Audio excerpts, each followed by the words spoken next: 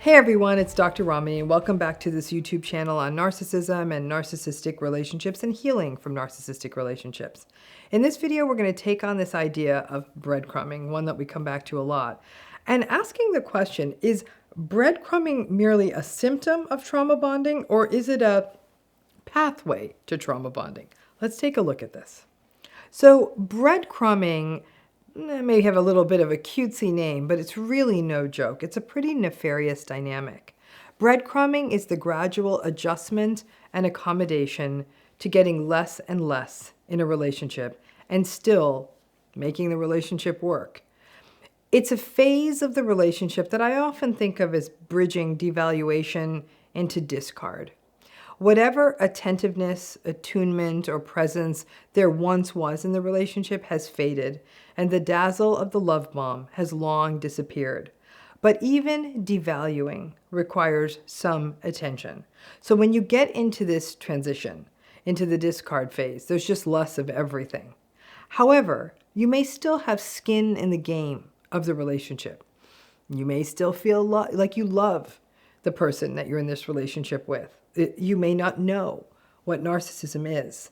You may want to hold on to the good moment as those good moments show up in the relationship, and they often do in narcissistic relationships. And you may not understand what's happening in the relationship. Now, as breadcrumbing begins, you may try to be more and more, do more, be more, to get some kind of reaction out of them. You may change your appearance. You may talk about cool things that are happening to you or that you saw, that you're a part of. You may ask them about themselves. You just want to get them to see you because it's crazy making when someone doesn't. And in the breadcrumbing phase, they're seeing you and caring about you less and less. You may read relationship books and believe that you need to be more seductive and more grateful or have date nights. Breadcrumbing, in a way, is a reflection of the narcissistic person finally having had their fill of your supply. It doesn't mean, though, that they're willing to get rid of it. They're never going to get enough supply, right? But yours, and I know it's painful to hear this, but yours and all of us, it's a collective, all of ours, it isn't compelling enough. And that's not because there's something wrong with you or that there's something lacking in you. But it's because narcissistic people are inherently novelty seekers and they're easily bored. So once they no longer have the chase with you, they breadcrumb you, you are still there, they don't have to do much, and that's pretty much that.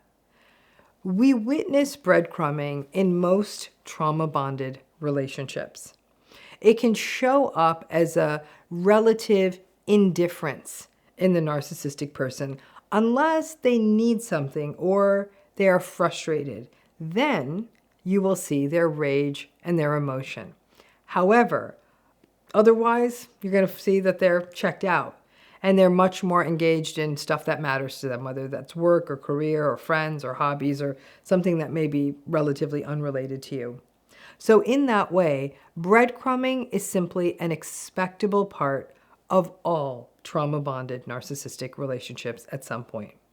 But there's another piece to this. Does the breadcrumbing actually magnify and fortify the trauma bonding? The breadcrumbing creates a dynamic in the narcissistic relationship where you get accustomed to getting by in the relationship on less and less. You are thankful that they merely came home for dinner or that they actually remembered to say happy birthday on your birthday or that they didn't criticize you. The bar moves so low that you basically have to tunnel to get under it. The breadcrumbing means that the relationship is rationalized on the basis of the tiniest of things or on the basis of the absence of abuse. Things like, we had such a good day. He didn't yell at me once today. The vacation was wonderful. My mother wasn't demanding about the hotel room at all. We're doing so good. She didn't look at her phone once during dinner.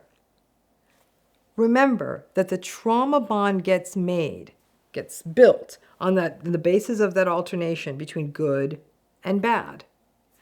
The breadcrumbing is an almost invisible or almost too small to see version of the good. So by the time the breadcrumbing is fully in play, the trauma bond is really a vacillating between bad and not as bad. And when that is happening, the level of justification, accommodation, self-blame, and betrayal blindness that are needed to maintain the relationship can feel almost delusional. But while we do it, we aren't aware of what an actual break from reality it is. No narcissistic person can keep the love bombing going on for a very extended period of time. And invariably, the entitlement, the carelessness, and their indifference will slowly devolve into breadcrumbing. And once devaluing starts, the trauma bonding process slowly kicks in. Breadcrumbing can solidify that process, and we learn to get by on very little. If this happened to you as a child, and it happens to many children with narcissistic parents, the smallest thing the parent does gets cherished and held onto. That's survival, allowing the child to remain attached and to construct a mental model for themselves of a so-called good parent. Doing that can prepare us for a lifetime of subsisting on breadcrumbs. In fact, some folks may even try to hold on to it or be praised for it, for being willing to go on breadcrumbs. Things like, oh, you're so easy, you expect so little. When people say that to you, that's not a good thing. And yet we do praise people for actually almost being amenable to breadcrumbing. So not only is breadcrumbing a manifestation of the trauma bond, it may actually be an accelerator of it too. Strangely, the rationalizations we make once we are being breadcrumbed are often more pronounced. It seems paradoxical that when so little is being given, that's happening, but it may very well be that having to rationalize the tiny little gets, or just the mere absence of cruelty, can result in us creating more elaborate justifying narratives about the relationship. And that is how cognitive dissonance works. We don't talk enough about breadcrumbing, actually, I don't think. And we may even glorify people who make the so-called most out of a breadcrumbed situation. It's the relationship equivalent of dying on the vine. Making sense of it, though, trying to understand the breadcrumbing, even justifying the breadcrumbing, that doesn't make you complicit in this dynamic. It's simply a part of you trying to remain connected in something and to someone that often doesn't make sense. It's always easier to blame ourselves until it isn't. Thanks again.